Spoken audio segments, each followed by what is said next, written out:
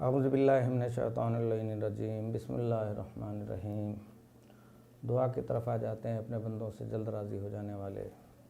تو ہم سب کو بخش دے، بے شک تو ہر چیز پر قادر ہے اور جو چاہے کر سکتا ہے۔ رب اشرح لی صدری ویسر لی امری واحلل عقدۃ من لسانی یفقہوا قولی۔ اے میرے رب، میرے لیے میرا سینہ کشادہ کر دے اور میری زبان کو گرہوں کو کھول دے تاکہ وہ میری بات سمجھ سکیں۔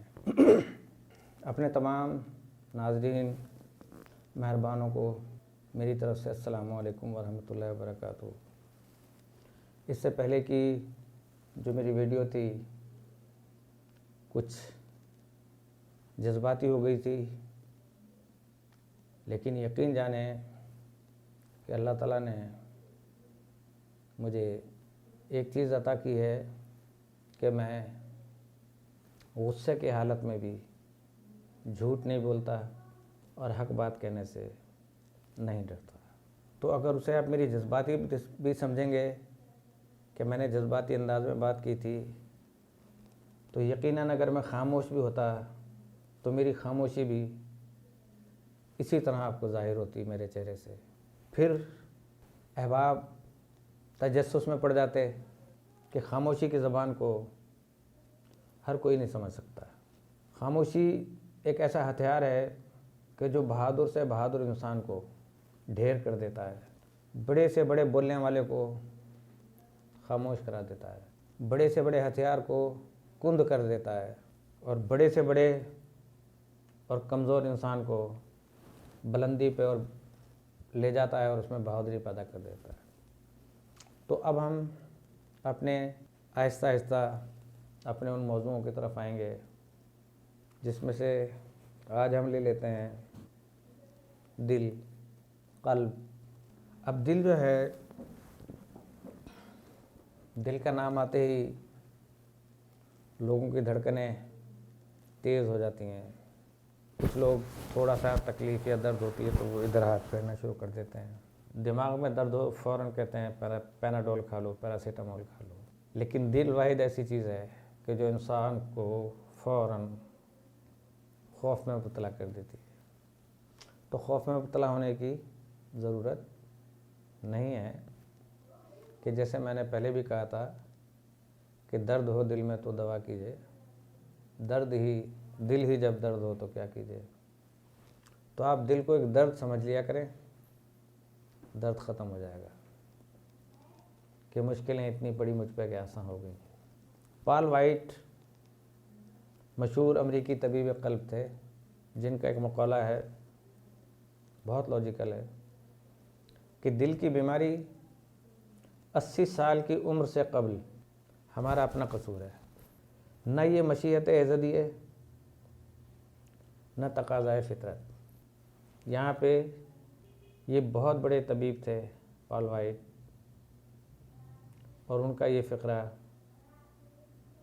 اپنی ضخامت کے حساب سے، وزن کے حساب سے بے طول ہے یہ، اور بے بہاں بھاری اور وزنی ہے۔ اس پہ آپ کبھی سوچئے گا کہ زمانہ قدیم سے انسانی جسم میں دل کی اہمیت مسلم ہے۔ اسی لیے ارسطو نے دل کی حرکت کو زندگی سے تعبیر کیا تھا کہ دل کی اہمیت کی تصدیق صحف سماوی میں بھی ہے۔ بائبل میں دل کا ذکر 300 مرتبہ اور جگر کا صرف 1 دفعہ ہوا ہے۔ تو عضلات قلب باہر سے چاروں طرف دل کی دیواریں تشکیل دیتے ہیں۔ دل جسم کے سب سے زیادہ مضبوط پٹھوں کا مجموعہ ہے۔ جن ریشوں اور رباط سے اس کی ساخت ہوتی ہے وہ دبیز اور آپس میں گتھے ہوئے، ایک دوسرے سے جڑے ہوئے، پیوست ہو کر ایک جان ہو گئے ہیں۔ اس شیرازہ بندی کی وجہ سے سارا کا سارا دل ایک دفعہ دھڑکتا ہے۔ اگر کسی سبب سے یہ ریشے کمزور ہو جائیں تو پھر دل بھی کمزور ہو جاتا ہے۔ اس پہ یہ تو ایک مرض کی کیفیت تھی کہ جس پہ انشاءاللہ بہت لمبی گفتگو آپ کے ساتھ چلے گی، لیکن دل کی جو یہ دنیا ہے نا، یہ ایک ایسی پراسرار دنیا ہے کہ جس کی ورادت و کیفیات کا ادراک ہماری عقل نارسا نہیں کر سکتی۔ یوں تو کائنات میں اور بھی بے شمار ایسی اشیاء موجود ہیں جو ہمارے فہم سے براتر ہیں، مثلاً عقل، نظر، زمانہ، شعور، تحت شعور، وجدان وغیرہ، لیکن ہم ان کے وجود کا انکار نہیں کرتے اور اپنی نافہمی کا اعتراف کر لیتے ہیں۔ یہ چیزیں درست ہیں، ہم نافہم ہیں اور اس کا ہم اعتراف کرتے ہیں اور کرنا بھی چاہیے۔ دوسری طرف جب کوئی خدا رسیدہ انسان ہم سے نور و سرور، وجد و مستی، غیبی طاقتوں اور آوازوں کا ذکر کرتا ہے تو ہم اسے خپتی سمجھ کر نظر انداز کر دیتے ہیں، ہے نا ایسا؟ حالانکہ دنیا کے بڑے بڑے اخلاقی و سیاسی انقلابات انہی دیوانوں کے پیدا کردہ تھے۔ یہ ایک مسلمہ حقیقت ہے کہ جب تک کسی جذبے میں شدت کی جنبش یا حرکت پیدا نہ ہو، انسان کوئی غیر معمولی کارنامہ دکھا ہی نہیں سکتا۔ جذبے صادق ہوں، سچے ہوں، مضبوط ہوں اور ان میں شدت کی جنبش بھی ہونی چاہیے، انسان کوئی غیر معمولی کارنامہ نہیں دکھا سکتا۔ چنگیز و سکندر جو ہیں، ان کی نامآوری کا سبب ان کا وہ جذبہ کہ جو جذبہ ملک گیری تھا، برلا اور ڈالمیا کے تمول کا محرک خوف و افلاس تھا، اور بڑے بڑے اہل قلم کی تخلیقات یا تو جذبہ شہرت کا نتیجہ تھیں یا جذبہ اصلاح و تجدید کا۔ جب تک ایک آدمی عقل کے زیر اثر رہتا ہے تو وہ ہر اقدام سے پہلے سود و ضیاع کا اندازہ لگاتا ہے کہ اگر ایک اللہ کو نہ ماننے والا بندہ وہ کہتا ہے کہ دنیا میں کوئی خدا نہیں ہے، آزاد ہے، جہاں اس کا دل چاہے جائے، جب چاہے سوئے، جب چاہے اٹھے، کوئی اسے پوچھنے والا نہیں ہے۔ ایک دن اپنے دوست کے پاس جاتا ہے سائیکل پہ، جاتے ہوئے اسے مشکلات پیش آتی ہیں کہ راستے میں کچھ بڑے بڑے نالے سے آئے، کیچڑ، پانی تھا۔ بہرحال وہ دوست تک پہنچا رات کے اندھیرے میں۔ اب جب اس نے واپسی کا ارادہ کیا، کیونکہ وہ آدمی جو تھا عقل کے زیر اثر ضرور تھا، کہ جب وہ نکلا تو اس نے کہا کہ اب میں اس راستے سے نہیں جاتا، اب دوسرے راستے سے جاؤں گا، وہ راستہ صاف ہے۔ یہ اس کے ذہن میں اور اس عقل کا آنا اس بات کی دلیل تھی کہ کوئی ہے کہ جس نے اسے اتنا تو یاد رکھوایا کہ اب اگر اس راستے سے واپس جاؤ گے تو تمہیں مشکلات کا سامنا ہوگا، لہٰذا اس راستے سے جاؤ۔ یہاں سے اس کی عقل سلیم کا تقاضا تو یہ ہے کہ جو اسے بتا رہا ہے کہ ادھر سے جاؤ اس راستے سے، وہی تو خدا ہے۔ ایک ملحد سمندر کی لہروں میں پھنس جاتا ہے، اس کی کشتی ٹوٹ جاتی ہے، وہ تختوں کا سہارا لیتا ہے اور تختوں پہ سوار ہونے کی کوشش کرتا ہے، اور اس کے دل میں خواہش کیا ہوتی ہے کہ کاش میں بچ جاؤں، میں خیریت سے کنارے تک پہنچ جاؤں۔ اس کی یہ خواہش ہے یا دعا ہے؟ اگر دعا ہے تو کس سے ہے، اور یہ خواہش بھی ہے تو کیا ہے، کس سے ہے کہ میں بچ جاؤں؟ وہی تو خدا ہے۔ تو وہ ہر اقدام سے پہلے سود و ضیاع کا اندازہ لگاتا ہے، جیسے کہ اس سائیکل والے نے لگایا ہے، خطرات کا جائزہ لیتا ہے اور ہر قدم پھونک پھونک کر رکھتا ہے۔ ایسا آدمی عموماً بزدل اور بیکار سمجھا جاتا ہے، لیکن جب کسی شخص پر کوئی جذبہ غالب آ جائے تو اس سے غیر معمولی اعمال سرزد ہونا شروع ہو جاتے ہیں۔ عشق میں فرہاد نے تنہا پہاڑ کاٹ ڈالا تھا، یہ عشق کا جذبہ تھا۔ ایڈورڈ ہفتم نے تخت چھوڑ دیا تھا، غصے کی حالت میں کسی دوسرے کو قتل کر دینے کے واقعات آئے دن دیکھنے اور سننے میں آتے ہیں۔ یہ حقیقت ہے کہ اگر ہمارے شعراء، اولیاء اور مصلحین زبردست، حساس اور جذباتی نہ ہوتے تو غالباً ان کے کارنامے اور ان کے کارناموں پر دنیا انسانی یوں نازاں نہ ہوتی جیسے کہ آج نازاں ہے۔ جب ان دیوانوں پر کوئی بری روح مسلط ہو جاتی ہے تو چنگیز، ہلاکو خان، فرعون، شداد، نمرود وہ بن جاتے ہیں۔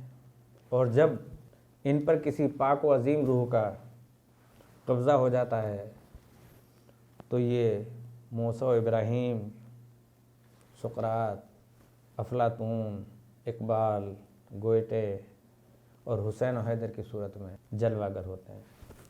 اب گو ہماری محدود عقل اس بات کو سمجھنے سے قاصر ہے، لیکن لاکھوں انسانوں کو مشاہدہ تجربہ شاہد ہے کہ بعض اوقات اچھی یا بری ارواح دماغ پر قابض ہو جاتی ہیں، ہاتھ پاؤں مڑ جاتے ہیں، منہ سے ڈراؤنی چیخیں نکلنے لگتی ہیں، چہرہ بھیانک بن جاتا ہے اور آنکھوں سے آگ برسنے لگتی ہے۔ ایسا آدمی یا تو محمل جملے جو ہے نا اپنے منہ سے نکالنا شروع کر دیتا ہے، یا عربی، فارسی، انگریزی وغیرہ کی عبارتیں پڑھنا شروع کر دیتا ہے، اور یا بے ہوش ہو جاتا ہے۔ اس صورتحال کو جن پڑ جانا کہتے ہیں۔ اس حملے کے دوران جو جملے مریض کے زبان سے نکلتے ہیں وہ اس کے اپنے نہیں ہوتے، بلکہ اس روح کی کارستانی ہوتے ہیں جو دماغ پر چھا جاتی ہے۔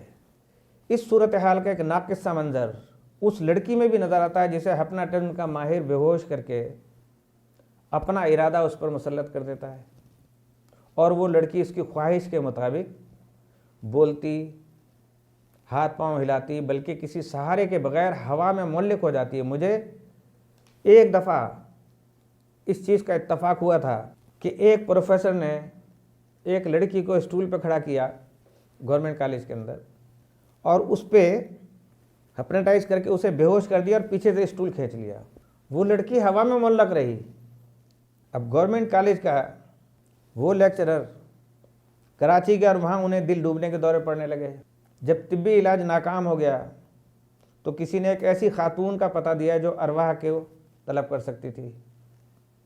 چنانچہ اس خاتون کے پاس گئے، اس نے انہیں ڈرائنگ روم میں بٹھایا اور کہنے لگی، میں خود تو کچھ نہیں جانتی، البتہ اتنا کر سکتی ہوں کہ کسی بڑے طبیب یا ڈاکٹر، مثلاً بقراط، بو علی سینا وغیرہ کی روح کو طلب کر لوں اور آپ سے اس کے بارے میں مشورہ لے لوں۔ اس وقت ان کے ساتھ ایک صاحب بھی تھے جو پامسٹری میں دلچسپی رکھتے تھے۔ انہوں نے اصرار کیا کہ سب پہلے پامسٹری کے مشہور ماہر کیرو کی روح کو جو ہے نا طلب کر لیتے ہیں اور ان کو کیا جائے۔ چونکہ وہ خاتون روح کے تسلط سے بے ہوش ہو جاتی تھی اور اس کا جسم چور چور ہو جاتا تھا، اس لیے اس نے کہا کہ وہ ایک دن میں صرف ایک ہی روح کو طلب کر سکتی ہے۔